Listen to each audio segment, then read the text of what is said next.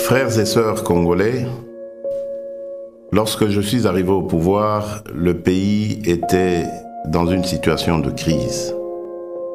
À la suite d'une longue période d'instabilité politique et d'incertitude, l'élection présidentielle qui a consacré notre victoire, votre victoire, continue de susciter beaucoup d'espoir partout dans notre pays et même au-delà de nos frontières. Le jour de mon investiture, je vous ai bien entendu me rappeler « Félix, Papa Lobaki, le peuple d'abord ». Les défis de notre pays sont immenses.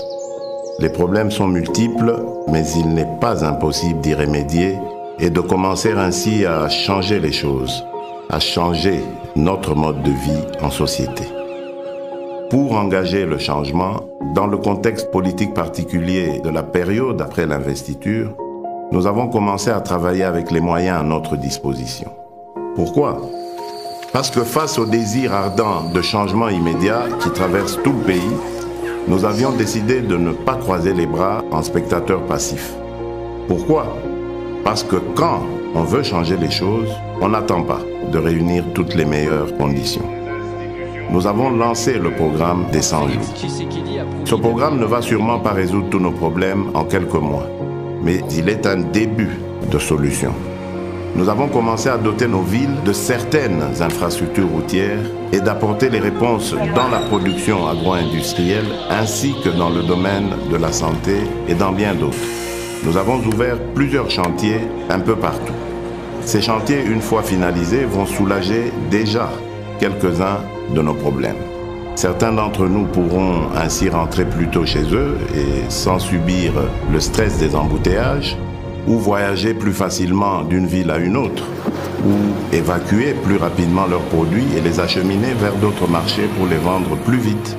D'autres vont enfin avoir accès à l'éclairage public, à l'électricité, à l'eau dans leurs habitations. Le programme des 100 jours nous donne la preuve que par notre volonté, seuls nous pouvons trouver des solutions à nos propres problèmes et surtout apporter des changements positifs à notre cher pays.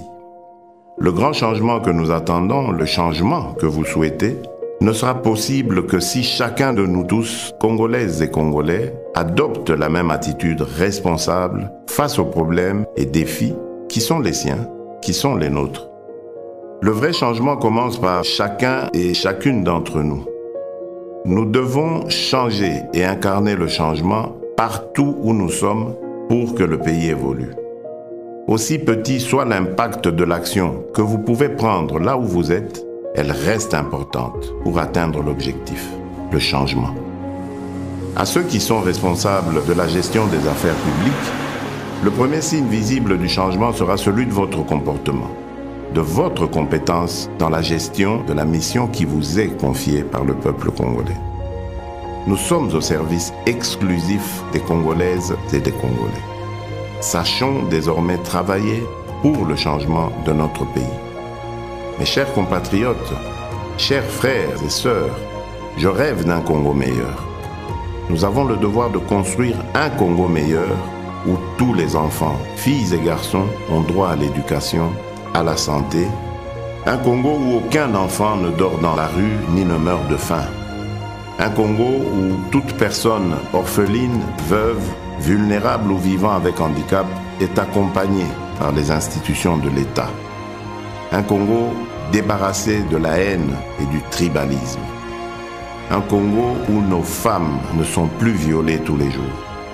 Un Congo où il n'y a plus de guerre. Un Congo où il n'y a pas une province contre une autre province. Un Congo où il n'y a pas ceux de là-bas et ceux d'ici.